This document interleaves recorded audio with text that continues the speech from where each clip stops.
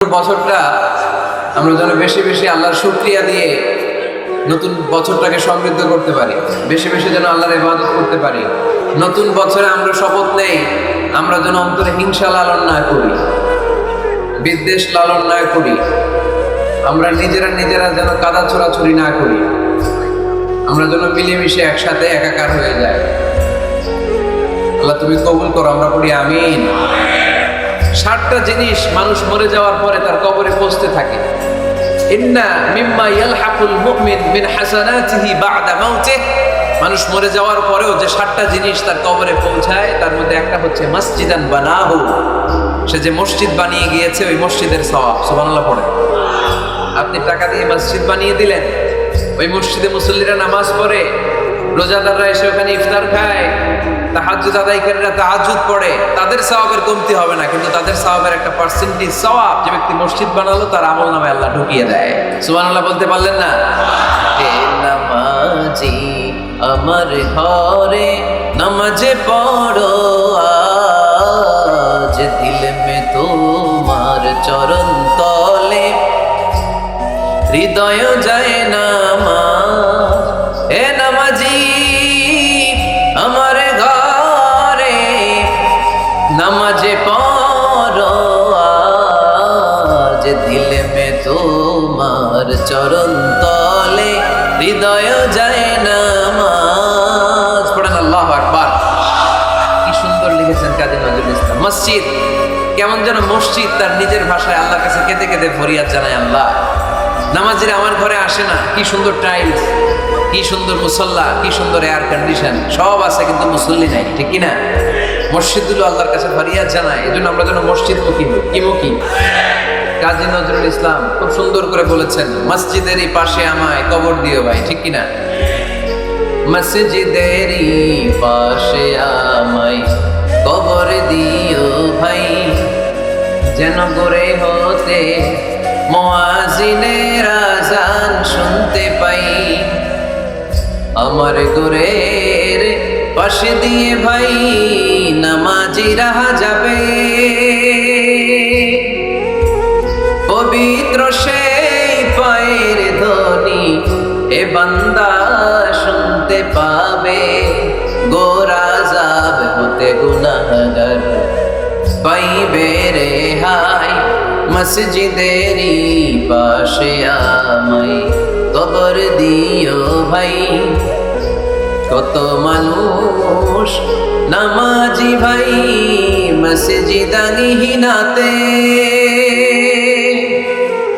আল্লাহর নামের জিকির করে লুকিয়ে গভীর রাতে। আমি তাদের সাথে আল্লাহ নাম জপতে চাই, আল্লাহর নাম জপতে চাই। পড়েন সবাই, মসজিদেরই পাশে আমায় কবর দিও ভাই, যেন করে হতেও মুয়াজ্জিনের আযান শুনতে পাই। চিল্লায় পড়তে হবে আমিন। কি দরদ ছিল আমাদের জাতীয় কবি কাজী নজরুল ইসলামের। মসজিদের পাশে আল্লাহ তুমি আমার কবর দিও, আল্লাহ এই দোয়াটা কবুল করে নিয়েছে, ঠিক কিনা? আমার কবরের পাশে মসজিদ আছে না নাই?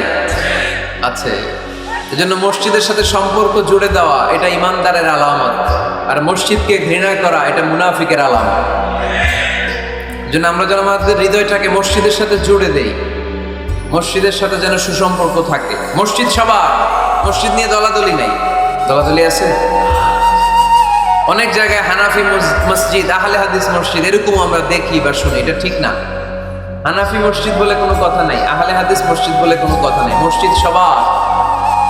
ছোট্ট খাট্ট বিষয় নিয়ে মসজিদে মারামারি, একজন হাত তোলে আরেকজন তোলে না, কিলাকিলি আছে না নাই?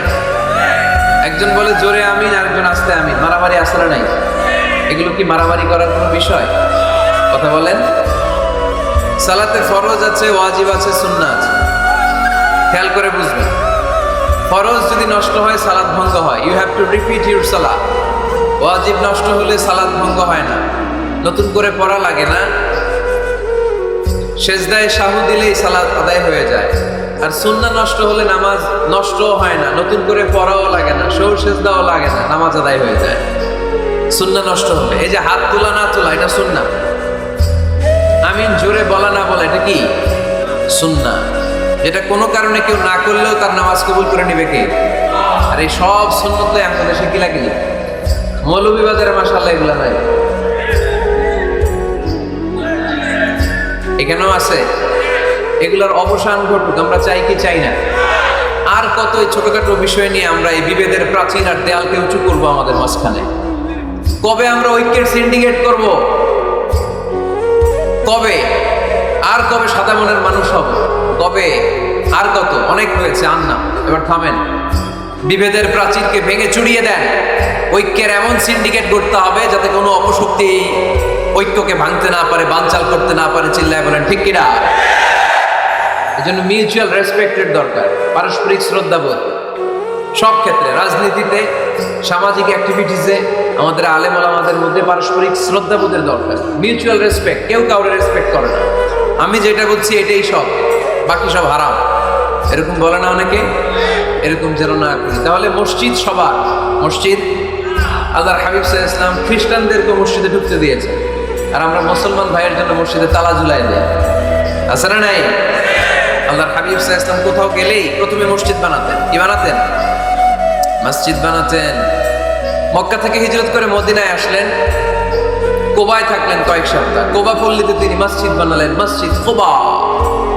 ওখানে প্রতি শনিবার কেউ যদি ওযু করে ওখানে যে 2 রাকাত নামাজ পড়ে, একটা কবুল উমরার সওয়াব আল্লাহ তাআলা তার আমলনামায় দিয়ে দেয়।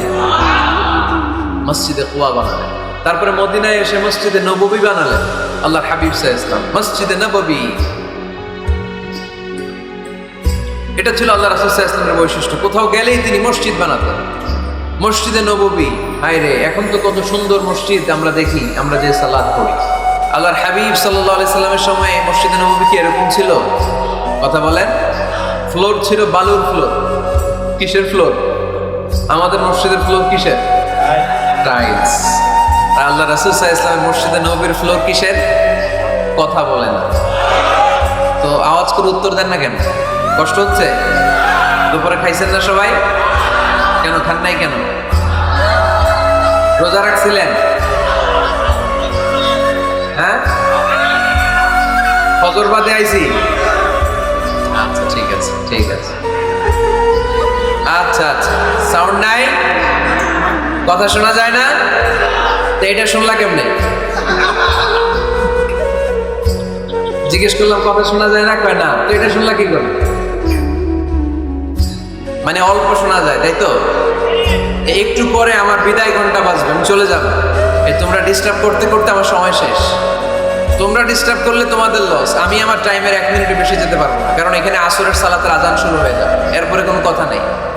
আর বক্তব্য লম্বা করা এটা বেদাত। বেদাতকে আমি সুন্নাতের মধ্যে আনতে চাচ্ছি। একটা সময়ে একেবারে কমায় নিয়ে আসবো। এত প্রোগ্রামও আমি করতে চাই না। আমি ঘোষণা দিয়েছি আগামী বছর সারা বাংলাদেশে আমার প্রোগ্রাম হবে 50টা। কয়টা? 50টা। এরপরের বছর 30টা, এরপরের বছর 20টা। বিভাগীয় প্রোগ্রাম করলেই চলবে। আমার এক এক বিভাগে যে 2 দিন 3 দিন খালাস। আচ্ছা, দরকার নেই এত লম্বা চোরের বক্তব্যের, দরকার নেই। আধা ঘন্টা চুপ করে শুনেন, কয়েকটা মেসেজ ড্রপ করি, take it with you to your home, then practice and apply in the society. নিয়ে যান, আমল করেন, সমাজে কাজে লাগান। সমাজটা আলোকিত করে দিবে কে? খুতাবুকুম তাবিলা সালাওয়াতুকুম কাসীরা। আল্লাহ হাবিব সাল্লাল্লাহু আলাইহি ওয়াসাল্লাম বললেন, কিয়ামতের একটা আলামত, কিয়ামতের আগে তোমাদের বক্তব্য হয়ে যাবে লম্বা, সালাত হয়ে যাবে খাটো। সালাতের পরে তাসবিহ পড়তে চায় না লোক, ব্যস্ত, মহা ব্যস্ত, সুপার বিজি। কোত্থেকে আসলে এই ব্যস্ততা? আপনি রবের সাথে মুনাজাত, না যাই ইউনাজি মুনাজাত, আপনার রবের সাথে একাকী নীরবে কথা বলতে মনে চায় না আপনার? তাই তো তাড়াহুড়ো কিসে? ধীর স্থির হন, একটু স্থির হন, একটু মনোদৈহিক প্রশান্তি অর্জনের চেষ্টা করেন। সব সময় ব্যস্ত, ধাক্কাধাক্কি, উচ্ছৃঙ্খলা, এগুলো আমাদেরকে শেষ করে দিয়েছে। এজন্য লম্বা চড়া বক্তব্য ঠিক না। বক্তব্য শুনতে আমাদের ভালো লাগে, আমল করতে ভালো লাগে না। বক্তব্যটা শেষেই সিগারেট ধরায়, আসলে নাই। মাহফিল শেষেই বিড়ি ধরায়, কয় চমৎকার ওয়াজ করছে হুজুরে।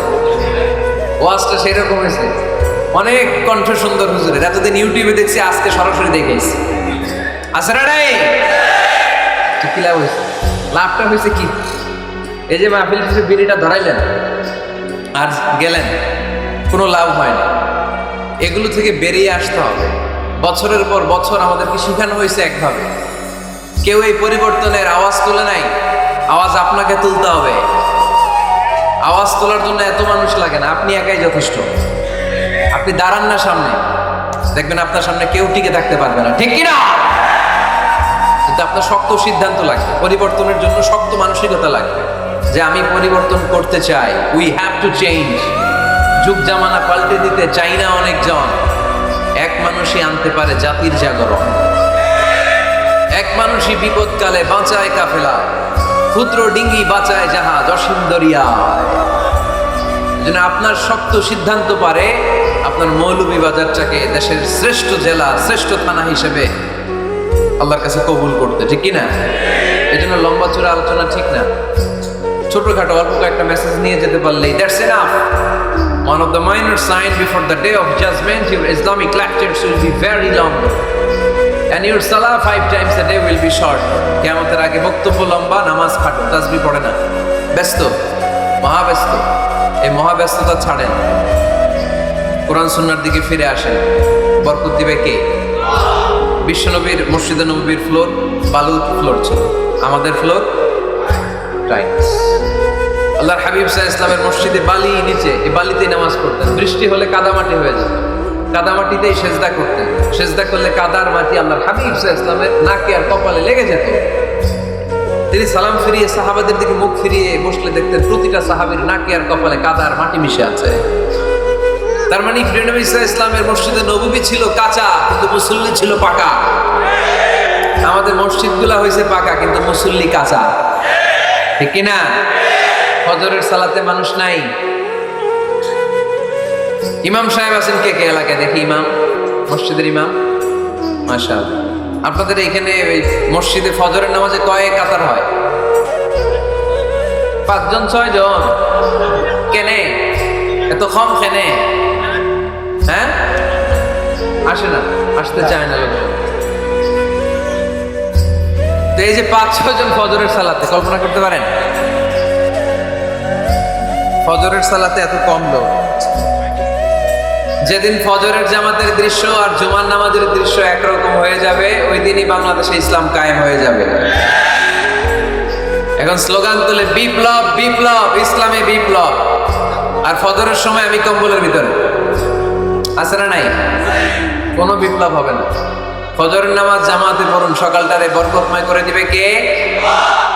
আল্লাহর হাবিব সাল্লাল্লাহু আলাইহি ওয়াসাল্লামের মসজিদ ছিল সবার জন্য উন্মুক্ত, এখানে সবাই আসতে পারত।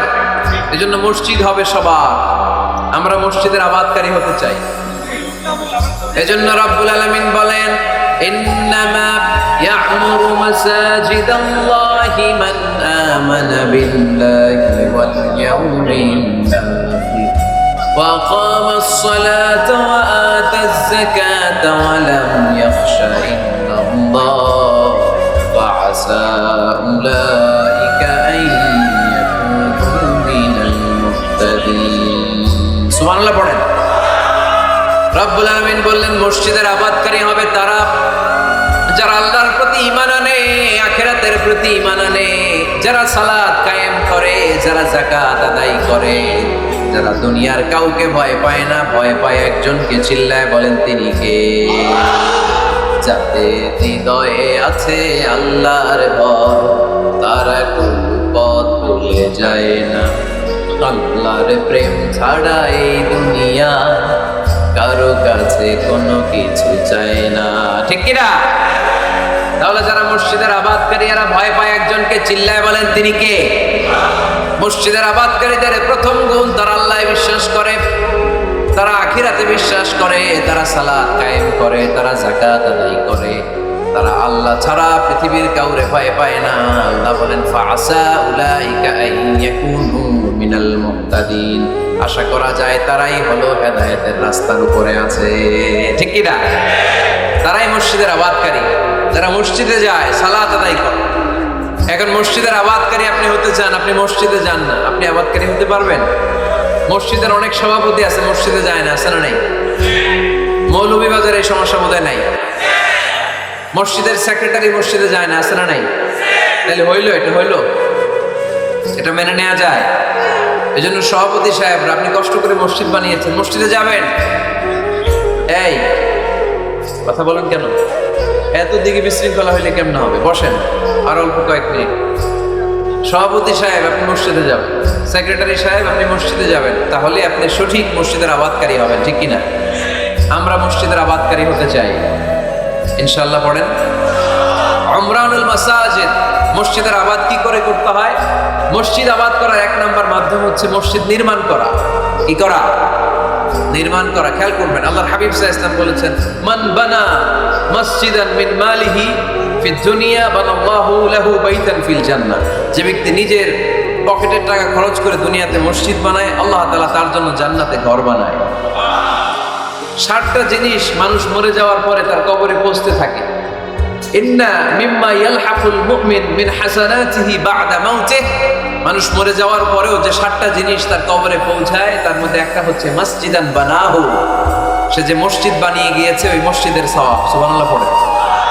আপনি টাকা দিয়ে মসজিদ বানিয়ে দিলেন, ওই মসজিদে মুসল্লিরা নামাজ পড়ে, রোজাদাররা এসে ওখানে ইফতার খায়, তাহাজ্জুদ আদায়কারীরা তাহাজ্জুদ পড়ে, তাদের সওয়াবের কমতি হবে না, কিন্তু তাদের সওয়াবের একটা পার্সেন্টেজ সওয়াব যে ব্যক্তি মসজিদ বানালো তার আমলনামায় আল্লাহ ঢুকিয়ে দেয়। এজন্য বেশি বেশি মসজিদ বানাতে রাজি আছেন তো? তাহলে মসজিদ আবাদ করার প্রথম মাধ্যম হচ্ছে মসজিদ বানানো। 2 নাম্বার মাধ্যম হচ্ছে মসজিদে যে জামাতে সালাত আদায় করা। জামাতে সালাতুল জামাআ তাফদুলু সালাতাল ফারদি ব27 দারাজা। ঘরে নামাজ পড়লে, একা একা পড়লে যেই সওয়াব, জামাতে পড়লে 27 গুণ বেশি সওয়াব। সুবহানাল্লাহ বলতে পারলেন না? হে নামাজি আমার ঘরে নামাজ পড়ো আজ, দিল মে তোমার চরণ তলে হৃদয় যায় নামাজ। হে নামাজি আমার ঘরে নামাজ পড়ো আজ, দিল মে তোমার চরণ তলে হৃদয় যায় নামাজ। পড়েন আল্লাহু আকবার। কি সুন্দর লিখেছেন কাজী নজরুল ইসলাম। মসজিদ কেমন যেন মসজিদ তার নিজের ভাষায় আল্লাহর কাছে কেঁদে কেঁদে ফরিয়াদ জানায়, আল্লাহ নামাজিরা আমার ঘরে আসে না, কি সুন্দর টাইলস, কি সুন্দর মুসল্লা, কি সুন্দর এয়ার কন্ডিশন, সব আছে কিন্তু মুসল্লি নাই, ঠিক কিনা? মসজিদগুলো আল্লাহর কাছে ফরিয়াদ জানায়। এজন্য আমরা যেন মসজিদ মুখী হই। কি মুখী? আওয়াজ করে বলতে হবে, কি মুখী? মসজিদ মুখী। তাহলে মসজিদ আবাদের 1 নাম্বার পদ্ধতি মসজিদ বানানো। 2 নাম্বার মসজিদে বেশি বেশি যে জামাতে সালাত আদায় করা। 3 নাম্বারে মসজিদের সাথে সম্পর্ক জুড়ে দেওয়া, হৃদয়টা যেন সবসময় মসজিদের সাথে লেগে থাকে। আল্লাহর হাবিব সাল্লাল্লাহু আলাইহি ওয়াসাল্লাম বললেন, সাবআতুন ইউযিল্লুহুমুল্লাহু ফি যিল্লিহি ইয়াওমা লা যিল্লা ইল্লা যিল্লু। 7 শ্রেণীর ব্যক্তিকে আল্লাহ তাআলা কিয়ামতের দিন আরশের নিচে ছায়া দিবে, যেদিন আল্লাহর আরশের ছায়া ছাড়া কোনো ছায়া পৃথিবীতে থাকবে না। সেই দিনটা কি এই দিনের মতো? কিয়ামতের দিনটা আজকের এই দিনের মতো হবে? 50,000 বছর হবে। এটা লেন্থ, এটা ডিউরেশন। কাআন সাফসাফা লা তারা ফিহা ইওয়াজা ওয়ালা আমতা। লেভেল প্লেইং ফিল্ড, তামার জমিন। একটু কল্পনা করেন তো ওই দিনটা কত ভয়ঙ্কর। বাবা ছেলেরে চিনবে না, ওই দিন ছেলে বাবারে চিনবে না, স্ত্রী স্বামীকে চিনবে না, স্বামী স্ত্রীকে চিনবে না, পীর সাহেব মুরিদ চিনবে না, মুরিদ পীর সাহেবকে চিনবে না, নেতা কর্মীকে চিনবে না, কর্মী নেতাকে চিনবে না। হায় হায়, ইয়া নাফসি বলে কাঁদবে। সূর্যটা মাথার কাছে চলে আসবে, সূর্যের তাপে মাথার মগজগুলো গলে গলে নাকের ছিদ্র আর কানের ছিদ্র দিয়ে টপ টপ করে বেয়ে বেয়ে পড়বে। তৃষ্ণায় মানুষগুলো পাগল পাড়া, জিহ্বাটা বের হয়ে নাভি পর্যন্ত ঝুলতে থাকবে। সেদিন সবাই পাগলের মতো ছুটতে থাকবে, কোনো ছায়া নাই আল্লাহর আরশের ছায়া ছাড়া। আল্লাহর হাবিব বললেন, 7 শ্রেণীর ব্যক্তিকে আল্লাহ তাআলা আরশের নিচে ছায়া দিবেন। এর মধ্যে 1 শ্রেণীর ব্যক্তি রাজুলুন কলবুহু মুআল্লাকুন বিল মাসাজিদ। ওই ব্যক্তি যার হৃদয়টা সবসময় আল্লাহর মসজিদের সাথে লেগে থাকে। মসজিদের সাথে যার হৃদয় লেগে থাকে তাকে আরশের নিচে ছায়া দিবে কে? এজন্য মসজিদের সাথে যেন আমাদের হৃদয়গুলো লেগে থাকে। অনেকেই দেখবেন এত ভালো নামাজি, জোহর করে টেনশন করে, আসরটা কই পড়বো, আসর করে চিন্তা করে মাগরিবের সময় আমি কোথায় থাকবো, মাগরিবের সময় টেনশন, এশাটা হয়ে গেলে তো শেষ। এরকম লোক আছে না নাই? এদেরকে সেই কঠিন ভয়াবহ দিনে আরশের নিচে ছায়া দিবে কে? তারপরে মসজিদ আমাদের 4 নাম্বার পদ্ধতি, মসজিদকে পরিচ্ছন্ন রাখা, মসজিদকে ঝাড়ু দেয়া। মসজিদকে যারা পরিষ্কার করে তাদের হৃদয়ের যন্ত্রণা দূর করে দেয় কে? সাইয়েদনা ইব্রাহিম আলাইহিস সালাম এবং ইসমাঈল আলাইহিস সালামকে আল্লাহ তাআলা আদেশ করেছেন, তাহহিরা বাইতিয়া লিত-তাইফিনা ওয়াল আকিফিনা ওয়ার রুকআইস সুজুদ। হে ইব্রাহিম, ইসমাঈল, বাপ বেটা দুইজন মিলে মসজিদ ঝাড়ু দাও। কি ঝাড়ু দাও? মসজিদেরি ঝাড়ু বড়দার, ও কামারে হাত শোনো আমারে মুনাজাত।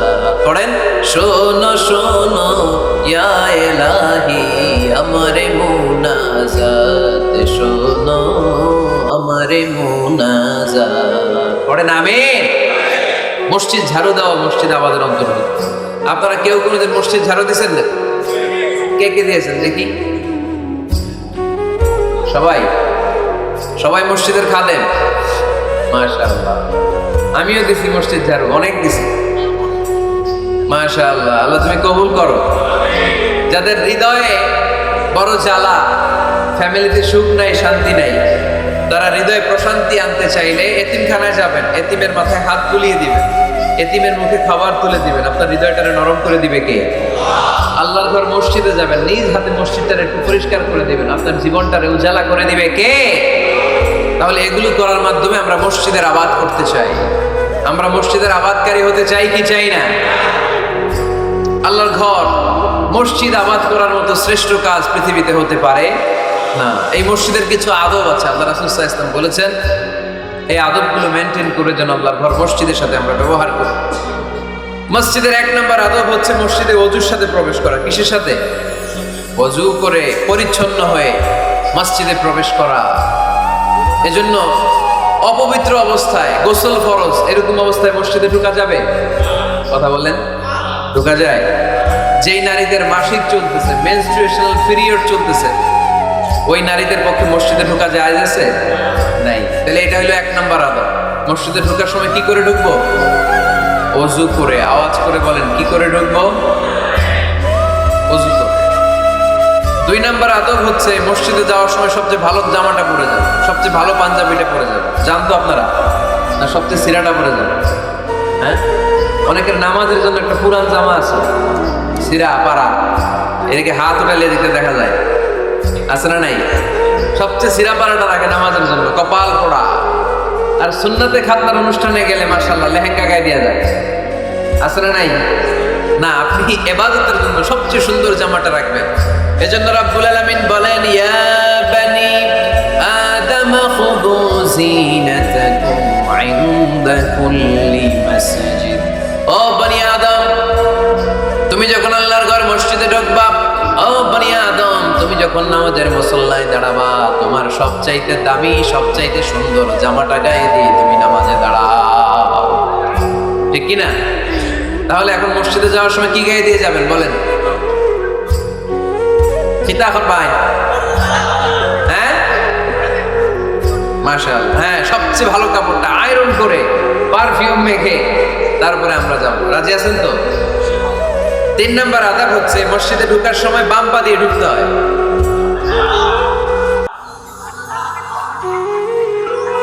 কোন পা? আরো জোরে। এদেরকে গুতা মারা লাগে, নাহলে আওয়াজ বাড়ে না। এরকম ভলিউম টাইট করতে হয়, ভলিউম হাই করলে আর করে পারে। এমনি বলতে চায় ঘটে নাকি? হ্যাঁ, খায় নাই। বদরের যুদ্ধ হয়েছিল রমাদানে, কোনো সাহাবী খায় নাই, না খাইয়া একেবারে সাইজ করে দিছে কাফিরদের। আমরা না খেলেও আমাদের হৃদয়ে ইমানি শক্তি আছে না নাই? এই তো বোঝা যাচ্ছে ইমানি শক্তি আছে। এতক্ষণ আসিল কই? তো মসজিদে ঢোকার সময় কোন পা দিয়ে? এগুলো মনে থাকে আমাদের? ভুলে যাই আমরা, খেয়াল থাকে না তো এগুলো। এত কিছু মনের মধ্যে রাখলে এগুলো মনে থাকবে কেমনে? মসজিদে ঢোকার সময় কোন পা? আরো জোরে। বেরোয়ার সময় কোন পা? মনে থাকবে?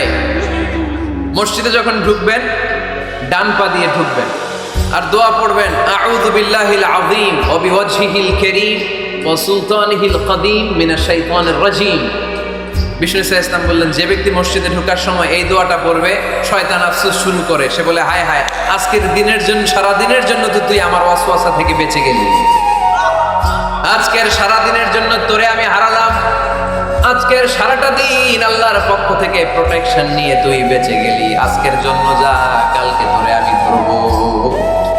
এজন্য এই দোয়াটা পড়ার দরকার আছে না? আউযু বিল্লাহিল আযীম ওয়া বিওয়াজহিল কারীম ওয়া সুলতানিহিল কদীম মিনাশ শাইতানির রাজীম। চারটা বাক্যের দোয়া মুখস্থ করতে কষ্ট হলে যে ইউটিউবে চলে যাবে আজকেই, ওখান থেকে শুনে আপনারা মুখস্থ করে নেবেন, এই দোয়াটা পড়বেন, তাহলে ওই দিনের জন্য শয়তানের ওয়াসওয়াসা, টেম্পটেশন, প্রভোকেশন থেকে আপনি আল্লাহ তাআলার প্রোটেকশনে চলে যাবেন। সুবহানাল্লাহ পড়েন।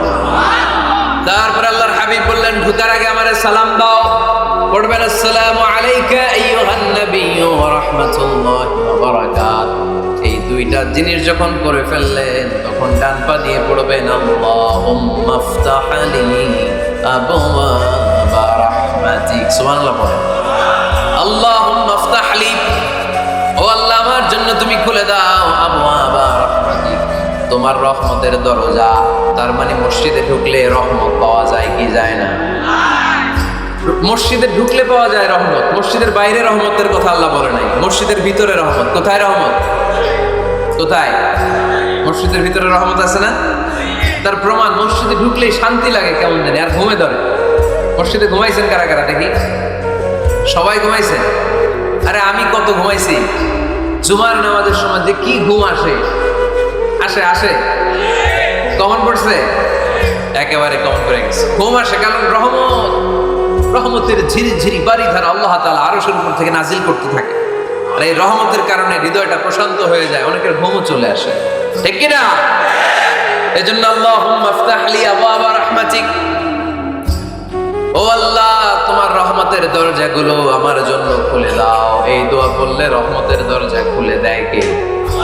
আবার মসজিদ থেকে যখন বের হবেন তখন কোন পা দিয়ে? জোরে বলেন। বাম পা দিয়ে কি পড়বেন? আল্লাহুম্মা ইন্নী আসআলুকা মিন ফাদলিক, ও আল্লাহ তোমার কাছে আমি তোমার পক্ষ থেকে ফদল চাই, মানে রিজিক চাই, রিজিক দেওয়ার মালিক কে? তার মানে খুব সোজা সাপটা কথা হচ্ছে, মসজিদের ভিতরে পাওয়া যায় রহমত, আর বাইরে পাওয়া যায় ফদল বা রিজিক। বাইরে পাওয়া যায় কি? রিজিক। মসজিদের ভিতরে রিজিক আছে, তার মানে সারাদিন মসজিদে বসে থাকলে রিজিক মিলবে? নামাজের সময় নামাজ পড়তে হবে, কাজের সময় কাজ করতে হবে, এটাই হচ্ছে ইসলামের বিধান। নামাজের সময় নামাজ, কাজের সময়, আমি প্রশ্ন করবো আওয়াজ করে উত্তর দেন, নামাজের সময়, কাজের সময়, নামাজের সময়, কাজের সময়, এটা মনে থাকবে। এজন্য আল্লাহ বলেন, ফাইদা কুদিয়াতিস সালাতু ফান্তাশিরু ফিল আরদি ওয়াবতাগু মিন ফাদলিল্লাহ। যখন তোমাদের সালাত শেষ হয়ে যায়, আল্লাহর রিজিক অন্বেষণের জন্য আল্লাহর জমিনে তোমরা ছড়িয়ে যাও। নামাজের সময় আসবেন, নামাজ শেষ বের হয়ে যাবে, ফান্তাশিরু ফিল আরদ, জমিনে ছড়িয়ে পড়ো। নামাজ শেষ, চেয়ারম্যান সাহেব চলে যাবে ইউনিয়ন পরিষদের ভেতরে, ছাত্ররা চলে যাবে হাই স্কুলে, মেম্বার অফ দ্য পার্লামেন্ট চলে যাবে সংসদে, সেনাবাহিনীর লোকেরা চলে যাবে ক্যান্টনমেন্টে, ব্যবসায়ীরা চলে যাবে তাদের বাজারে, সিএনজি ওয়ালারা সিএনজি নিয়ে ব্যবসা শুরু করবে, রাস্তায় নেমে যাবে, চিল্লায় বলেন ঠিক কিনা? এটাই ইসলামের বিধান। নামাজের সময় নামাজ, কাজের সময়। আচ্ছা, তাহলে প্রথম সুন্নাত পেলাম, পবিত্র হয়ে ঢুকবো, ভালো জামা পরে ঢুকবো, 2 নাম্বার। 3 নাম্বার, ঢোকার সময় কোন পা, বের হওয়ার সময়। 4 নাম্বার, মসজিদে ঢুকে 2 রাকাত। মসজিদে ঢুকে কয় রাকাত পড়েন আপনারা? তাহিয়াতুল মসজিদ, মসজিদকে আপনি ওয়েলকাম জানান, ঢুকেই 2 রাকাত পড়বেন, ওযু করলেই 2 রাকাত। আল্লাহর হাবিব সাল্লাল্লাহু আলাইহি ওয়াসাল্লাম মসজিদে নববীতে জুমার খুতবা দিচ্ছেন। খুতবা চলাকালীন সময়ে এক সাহাবী এসে মসজিদের মধ্যে বসে পড়লেন। আল্লাহর হাবিব সাল্লাল্লাহু আলাইহি ওয়াসাল্লাম সাহাবীরে বললেন দাঁড়াও। সাহাবী দাঁড়ালেন। আল্লাহর নবী জিজ্ঞেস করলেন কেন বসে পড়লা, 2 রাকাত পড়ছো নাকি? সাহাবী বলে পড়ি নাই। বিশ্বনবী বললেন তাহলে তাড়াতাড়ি 2 রাকাত নামাজ পড়ে বসে যাও। সুবহানাল্লাহ। পড়ো, 2 রাকাত পড়ো নাই তো পড়ো, দাঁড়াও, তারপরে বসো। দেখেন খুতবা চলাকালীন সময়ে আমাদের খতিবরা কখনো খুতবা থামায়? কথা বোঝেন নাই? জুমার খুতবা আপনারা শুনেন না? খুতবা চলতেছে, ওই মুহূর্তে ইমাম সাহেবরা কখনো খুতবা থামায়? মাঝখানে কোনো ঝামেলা হলে থামায়? প্রথম খুতবা শেষ, বসে, তারপরে দ্বিতীয় খুতবা। খুতবার মাঝখানে কোনো থামাথামি নাই। কিন্তু আল্লাহর হাবিব সাল্লাল্লাহু আলাইহি সাল্লাম কেমন খতিব ছিলেন দেখেন। আল্লাহর হাবিব সাল্লাল্লাহু আলাইহি ওয়াসাল্লামের খুতবা দেওয়ার স্টাইল এন্ড অ্যাটিটিউড এবং আমাদের খুতবা দেওয়ার স্টাইল এন্ড অ্যাটিটিউড, আল্লাহ রাসূল সাল্লাল্লাহু আলাইহি ওয়াসাল্লামেরটা কত প্রাণবন্ত ছিল। আল্লাহ রাসূল সাল্লাল্লাহু আলাইহি ওয়াসাল্লাম সোসাইটি ওরিয়েন্টেড একজন পার্সোনালিটি ছিলেন, সমাজের মানুষ কেন্দ্রিক, খুব সামাজিক ছিলেন আল্লাহ রাসূল সাল্লাল্লাহু আলাইহি ওয়াসাল্লাম। তিনি দেখলেন একজন বসে পড়ছে, উনি খুতবা থামায় দিলেন। জুমার খুতবা থামায় বলেন, এই নামাজ পড়ছো না, পড়ো, 2 রাকাত পড়ো। আবার খুতবা শুরু করলেন। সুবহানাল্লাহ পড়বেন না? একবার তিনি খুতবা দিচ্ছেন, দেখলেন আল্লাহ রাসূল সাল্লাল্লাহু আলাইহি ওয়াসাল্লামের 2 জন নাতি হাসান আর হুসাইন রাদিয়াল্লাহু তাআলা আনহুমা, ছোট্ট মানুষ, কাতারের ভিতরে ঢুকে কোনো সাহাবী টুপি টান দেয়, কারো পাগড়ি ধরে টান দেয়, একজন এদিকে দৌড় দেয়, আরেকজন ওদিকে দৌড় দেয়। মসজিদে একটা ডিস্টার্ব হচ্ছে। আল্লাহর হাবিব সাল্লাল্লাহু আলাইহি ওয়াসাল্লাম খুতবা থামিয়ে দিলেন, মিম্বার থেকে নেমে আসলেন, 2 নাতিকে 2 হাতে ধরলেন, ধরে আস্তে করে জান্নাতের এই 2 সর্দারকে নিয়ে মিম্বারের উপরে দাঁড়ালেন। এই হাতে এই নাতি, ওই হাতে আরেক নাতি। এরপর দাঁড়িয়ে দাঁড়িয়ে তিনি বাকি খুতবা দিলেন। পড়েন সুবহানাল্লাহ। কত প্রাণবন্ত খুতবা। উনিও খুতবা দিতেন, আমরাও খুতবা দেই।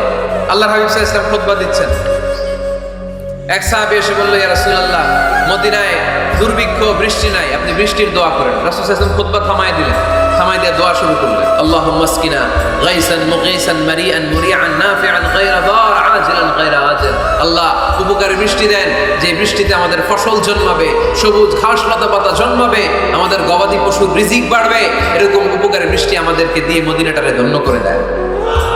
বৃষ্টি শুরু হলো, জুমাবার বৃষ্টি, শনি রবি সোম মঙ্গল বুধ বৃহস্পতি শুক্র, টানা 7 দিন বৃষ্টি। এবার বৃষ্টির জোরে মদিনায় বন্যা হয়ে গেছে। এতদিনে দুর্ভিক্ষ, এতদিনে কি? এখন বৃষ্টির বরকতের দোয়া করছে, বৃষ্টিতে এবার বন্যা। যে সাহাবী বৃষ্টির জন্য দোয়া করতে বলেছিলেন, পরের জুমাবারের খুতবার সময় এসে ওই সাহাবী বলেন, ইয়া রাসূলুল্লাহ, আবার খুতবার মাঝখানে, ইয়া রাসূলুল্লাহ, আর বৃষ্টির দরকার নেই, আর দরকার নেই, এবার বৃষ্টি বন্ধের দোয়া করেন। আল্লাহর হাবিব সাল্লাল্লাহু আলাইহি ওয়াসাল্লাম খুতবা থামিয়ে আবার বন্ধের দোয়া, আল্লাহুম্মা হাওয়ালাইনা ওয়ালা আলাইনা। হে আল্লাহ, আমাদের চারিদিকে দেন, মদিনাতে আর বৃষ্টির দরকার নেই। চিল্লায় পড়েন সুবহানাল্লাহ। এজন্য খতিব হবে এরকম প্রাণবন্ত খতিব। সমাজে কি চলে, কি ক্রাইসিস, কি সংকট, ইয়াংরা কোন সমস্যায় ভোগে, আমাদের রাজনৈতিক অঙ্গনে কি সমস্যা, আমাদের অর্থনৈতিক অঙ্গনে কি সমস্যা, আমাদের সামাজিক অঙ্গনে কি সমস্যা, আমাদের পরিবারগুলোর ভেতরে কি ঝামেলা, প্রত্যেকটা কথা মসজিদের মিম্বার থেকে আসার দরকার আছে না নাই? আল্লাহর হাবিব সাল্লাল্লাহু আলাইহি ওয়াসাল্লাম এভাবেই সমাজকে ঠিক করে দিতেন। 2 রাকাত মসজিদে ঢুকে আজকে থেকে আমরা পড়ব। মসজিদে ঢুকলেই কয় রাকাত মনে থাকবে না ভুলে যাবেন?